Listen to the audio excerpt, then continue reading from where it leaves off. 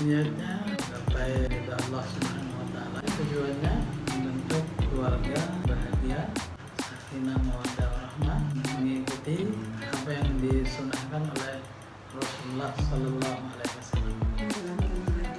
Mencari teman hidup supaya mendapatkan keturunan. 25 tahun. 23 tahun.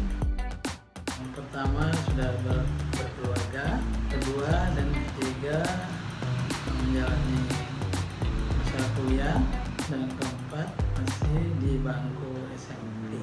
Anak pertama umurnya 23 tahun, yang kedua 18 tahun, yang ketiga 12 tahun, dan ini yang terakhir 3 tahun.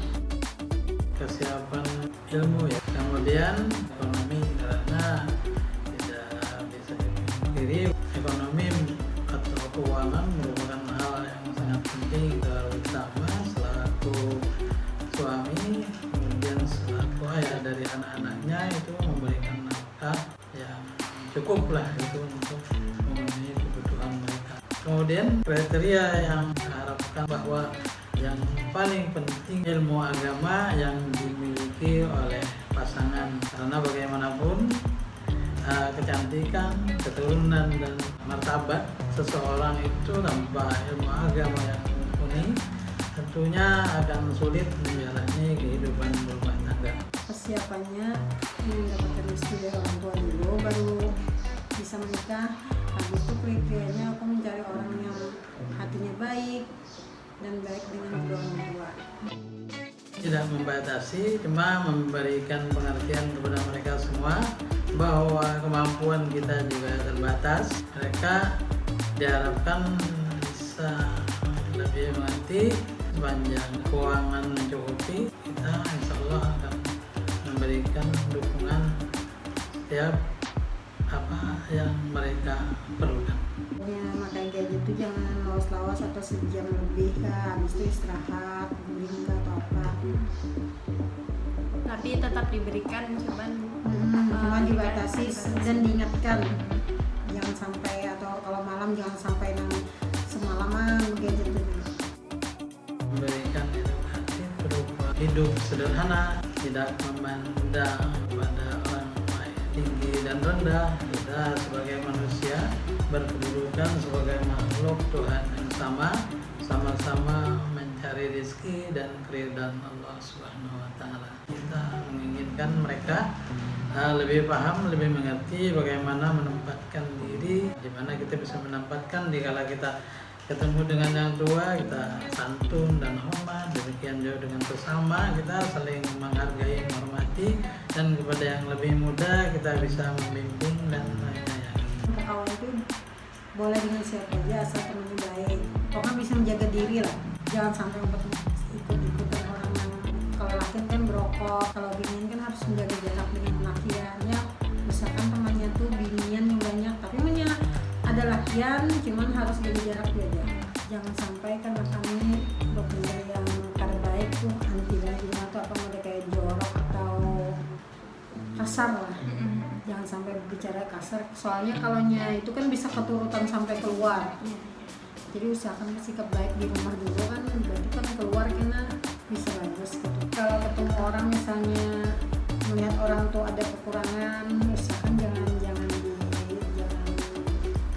melihat orang dari segi kekurangannya tuh. Kita harus bisa menerima orang apa adanya, kita harus bisa bersikap tuh modelnya tuh kayak apa ya, model biasa aja, harus baiklah dengan semua orang, walaupun orang yang di depan kita nih orangnya kadang agak kurang baik, kita harus bisa bersikap baik.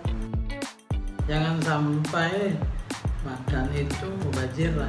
Jadi kan kalau Nabi kan menyuruh kita supaya makanan itu dihabiskan, kecuali dalam hal kita memang kondisi tidak memungkinkan.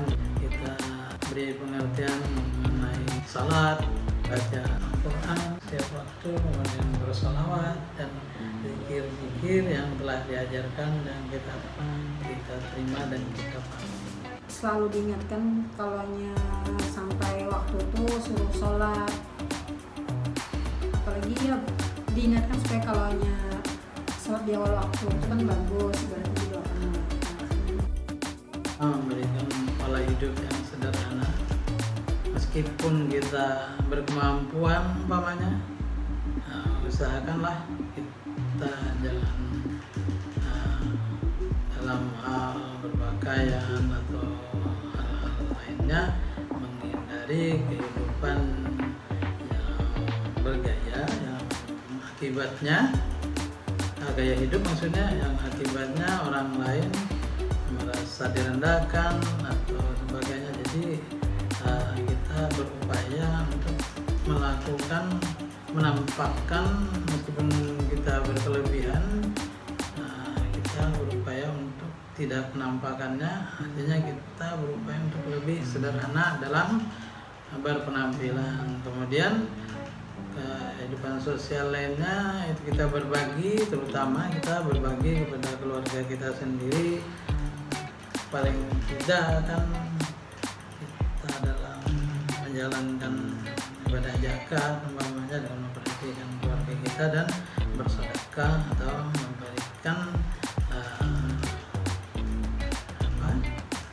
membagi dan memberikan rezeki yang kita terima kepada mereka yang memang perlu kita beri dan kita berbagi kepada.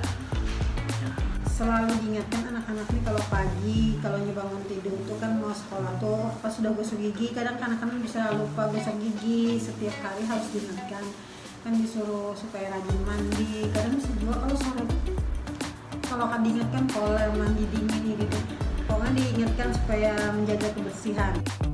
Umpamanya mereka mempunyai mendapatkan prestasi yang memuaskan, kita sebagai orang tua tentunya mengucapkan selamat dan memberikan semangat, memberikan dukungan.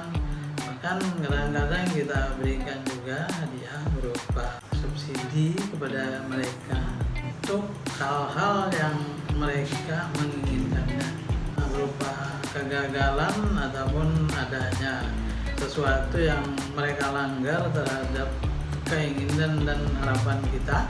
Untuk kebaikan mereka juga memberikan teguran bergantung kepada kesalahan mereka. Untuk hukuman-hukuman yang lain kita tidak ada, kita lebih kepada memberikan arahan atau penjelasan bahwa yang mereka lakukan itu adalah tidak benar dan membahayakan. Maka itu kita akan mendukungnya lebih keras. Misalnya membantu mama misalnya cuci piring atau apa, aku puji aku pintarnya anak mama bisa membantu mama kayaknya.